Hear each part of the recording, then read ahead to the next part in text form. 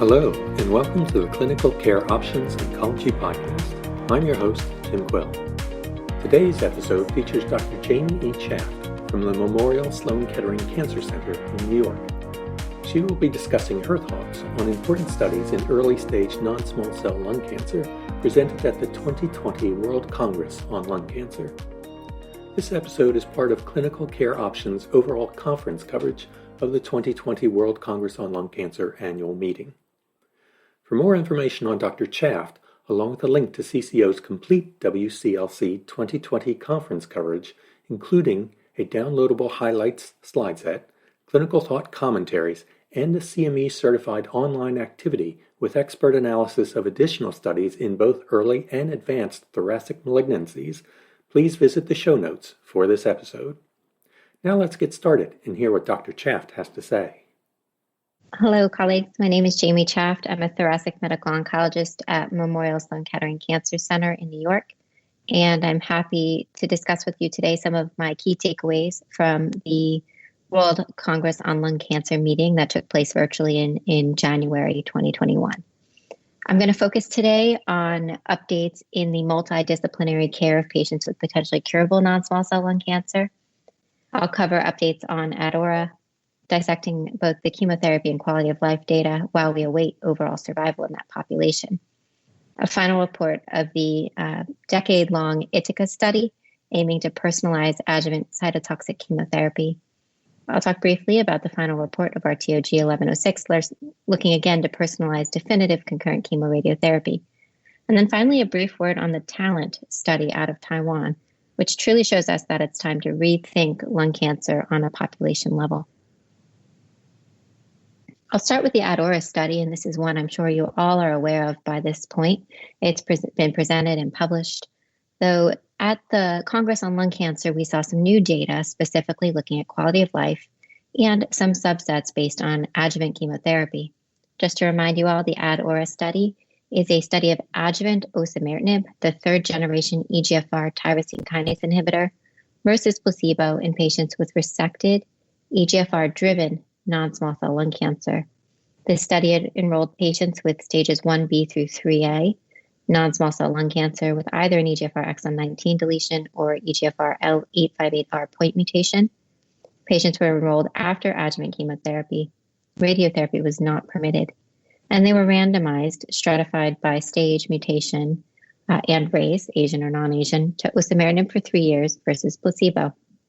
The primary endpoint of this study has been previously presented as investigator-assessed disease-free survival. We saw previously, and has since been published, that across stages, disease-free survival is drastically improved with osimertinib versus placebo. While this is not surprising to all of us who awaited this data, it was certainly reassuring to see. The overall survival data, however, is many years away, as this study was unblinded based on interim analysis. Therefore, we look at some subsets now to see if we can garner more confidence in prescribing this intervention in the adjuvant setting. In terms of baseline characteristics, the patients were well balanced, as one would expect in a randomized study. New data presented at this meeting was regarding adjuvant chemotherapy prior to enrollment, and this was prescribed in 60% of patients in each arm. As would be expected in a lung cancer population, more patients with higher stage cancer received adjuvant chemotherapy prior to enrollment. It was only about a quarter of those with stage 1B, whereas it was 80% of patients with stage 3A in both arms. Also, as is expected, patients who were younger were more likely to receive chemotherapy. Now, the data relevant to our decision-making in the clinic is that the disease-free survival advantage of osimertinib was seen irrespective of chemotherapy. Hazard ratios were quite impressive in terms of preventing disease relapse in patients who had received adjuvant chemotherapy, as well in patients who did not. Therefore, irrespective of the patient's choice on the receipt of adjuvant chemotherapy, it appears that adjuvant osimertinib is likely to improve the risk of relapse. Also presented at the Congress was the quality of life data. I think that those of us who do not study health outcomes every day sometimes find quality of life data a little bit challenging to digest, and this was particularly so because it's in an adjuvant setting. Therefore, patients should not have residual symptoms of disease. Therefore, the tool used was the SF36. This is a relatively generic health survey looking at general quality of life symptoms, irrespective of a cancer diagnosis. These surveys were completed at baseline and throughout follow-up in both patients on osimertinib as well as those on placebo. We learned at the Congress that the compliance with the SF36 was quite good across both arms, about 80% completion rates. While this study was not completed past recurrence, which would certainly be interesting, but not available, the data presented is that throughout the duration of treatment. Clearly, when we don't have overall survival data, we think, how do patients tolerate this intervention? We know it's improving disease-free survival. We do not yet know if it will improve overall survival. So what is the quality of life? The data presented was both the physical and mental scores, looking at baseline as well as changes over time. In neither physical or mental score did they see a clinically meaningful change in either arm, and this was notably preserved across the duration of the study. Therefore, it did not appear that there was a meaningful deterioration in quality of life with the prescription of adjuvant osimertinib. Now, each of us will dissect this data how we like. For me, I find it reassuring that we are not meaningfully harming patients in the adjuvant setting with this intervention that we know improves disease-free survival. And of course, we all eagerly await the overall survival data. The next study I will briefly outline is the ITACA study, initiated in Italy and run throughout much of Europe. This was a Herculean study enrolling 690 patients with resected stage 2 and 3 lung cancer. It was a really wise study looking to see if we could use predictive biomarkers to assign specific chemotherapy. This study evaluated both ERCC1, which is predicted to confer resistance to platinum-based therapy, as well as TS, likely to confer resistance to pemetrexed. And then based on mRNA expression of either biomarker, patients were rationally assigned to either a platinum doublet with or without pemetrexed based on TS, or alternative therapy in a precision match manner. As would be expected in a randomized study, the patients were reasonably well balanced. However, we would see some subtle differences based on allocation due to biomarker. We saw that there was fairly high treatment compliance within the treatment arms, and what we have seen in the past was toxicity data. At this Congress, we saw data on recurrence-free and overall survival in the intention to treat analysis, showing a nice trend towards improvement in overall survival, however, not reaching statistical significance. Recurrence-free survival was fairly a push throughout the curves, perhaps a separation at the end. What we did learn, and what would not be surprising to most of us, is that when you personalize therapy and you remove platinum from the prescription of adjuvant therapy in a subset of patients, that patients who received a personalized regimen did have lesser toxicity.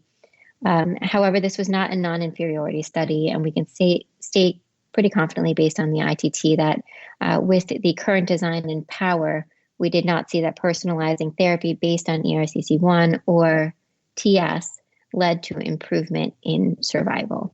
So it was a tremendous scientific effort, and I focused on it here, as we will certainly need more of such efforts in the future when we see immunotherapy incorporated into the curative space, particularly the adjuvant setting. Next, the final report of RTOG 1106 was presented, and this again was an eagerly awaited study. This is a study, a multi-center randomized phase 2 study, looking to see if escalating radiotherapy based on mid-treatment PET scan could confer an improvement in local regional control. This was a study quite well done with highly regulated imaging and radiation planning. Patients were enrolled based on a radiation plan up to 74 gray and randomized 2-to-1 to escalated versus standard therapy. Patients all had this mid-treatment PET scan at about 50 gray, and thereafter adaptive planning was undertaken. This study showed fairly equivalent results across the board in both treatment arms. There was really little difference in terms of outcomes, and thankfully toxicity also was equivalent. So while I would conclude that this adaptive study design was novel and interesting and certainly worthy of study, it seems that escalating radiotherapy alone based on a radiographic mid-treatment biomarker was not sufficient to improve local regional control. Now, perhaps additional biomarkers in the future or alternative systemic therapies to radiosensitize can be incorporated into such a treatment paradigm. I congratulate the authors on completing this study. It's a pretty neat design, but unfortunately not likely to change care. And finally, I'd like to comment upon a study that was a surprise to me at the Congress, and specifically this is the TALENT study out of Taiwan, a lung cancer screening study. Here in the United States, we've had lung cancer screening in our guidelines now for many years, but the uptake remains quite low. For us, lung cancer screening focuses on a primarily smoking population, which is somewhat perpetuating a stigma of lung cancer in the United States. What we learn out of Taiwan, and what I hope we will be able to move forward in dissecting lung cancer biology across populations, is really highlighted in this study. So thinking about the global burden, we have over 1 million lung cancer deaths annually, and we have over 1 billion smokers. We have to remember not all lung cancer is caused by smoking. And this is really exemplified in Taiwan, where 53% of patients diagnosed with lung cancer are never smokers, and 93% of women diagnosed with lung cancer never smoked. So the TALENT study undertook a huge initiative to screen patients who were never or light smokers with one additional risk factor for lung cancer. These patients were enrolled based on a risk factor of either family history, which in the clinics, most of us don't relay to our patients as a known risk factor for lung cancer. Secondhand or environmental smoke exposure, pre-existing lung condition, or these factors considered cooking index based on how frequently the women cooked or if they were cooking without ventilation. Patients 55 to 75 with less than 10 pack years and one risk factor were enrolled. Prior to enrollment, they must have had a negative chest X-ray. Patients were then screened with low-dose chest CT and a lung cancer incidence rate of 2.6% was detected. This is truly interesting, as the Nelson study was 0.9 and NLST 1.1%. Therefore, using their algorithm to select patients, they did identify a fairly high rate of lung cancer, 2.6%.